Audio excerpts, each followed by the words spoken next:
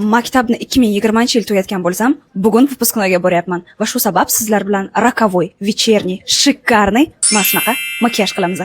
Koronavirus pandemiya bo'lgani sabab menda na выпускной, na vinyetka bo'lgan va bu narsa menga katta armon bo'lib qolgan. Chiroyli ko'ylaklar bilan, mana sinfdoshlarim bilan restoranda выпускнойimni o'tkazishni xohlardim, lekin afsus bu kunlar nasib qilmadi. Lekin bugun ukamni выпускнойga birgalikda tayyorlanyapmiz. Qo'shim tabiiy chiroyli bo'lgani sabab просто tarab olaman. Tenimiz bilinishi uchun обязательно консилер qilamiz. Bu juda ham ответственный makiyaj, shuning uchun обязательно skotch qilamiz, чтобы makiyajimizni rasvo qilib qo'ymaslik uchun. Xuddi shunaqa qilib skotch yopishtirasizlar. Сразу Dior'ning paletkasini oldim va smелый korичневый rangidan boshlaymiz. Menda bugun ozgina temliroq makiyaj bo'ladi, так что qo'yib-masdan bosamiz. Lekin chaplamanglar, iz bo'lib qolmasin. Более светлыйroq rangni olaman-da-yu, teparog'ini rastушевка qilaman mana bunday. Чтобы iz bo'lib qolmasligi uchun. Qop-qora kayal qalamni olamiz va ko'zimizni ichi bilan межресничкani полностью to'ldiramiz. Основной изюминкani shu beradi. Qora qalam bilan liniya chiqaramiz. Lekin iltimos to'g'ri qilmang, to'g'ri qilsangiz bo'ladi, so'yish bo'ladi. Bu yo'lga qo'ymayman. Ana senga urab. Qalam bilan chizgan liniyamizni полностью rastушевка qilamiz. Rastушевка qilib, yana temный korичневый rang olamiz va tepasini rastушевка qilamiz. Mana shu ikkalasini соединять qilamiz, ya'ni bleskni olamiz va ko'zimizni oldin qismiga surtamiz, чтобы bunaqa diamond prям uzoqdan biz kelayotganimiz bilinsin. Bu yoqqa kerak emas, skotchni olib tashlaymiz. Wow.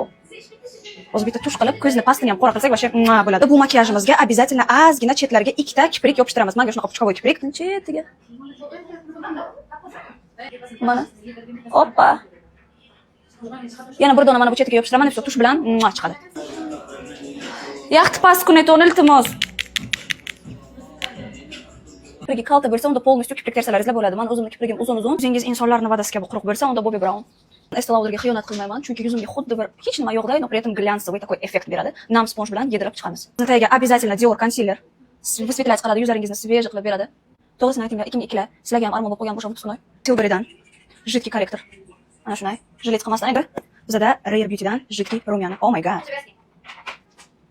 Lekin pitno bo'lmasin. Shuning uchun o'ynatib har tomonga qilasizlar. Yaxshilab qoqaman va har tomoniga yuzimni slihqa qilaman. Chaplab bosmanglar do'stlar. Просто sevdim. Shunaqa свежесть beradi yuzlaringizga. Yoshartiradi. Buni qaranglar.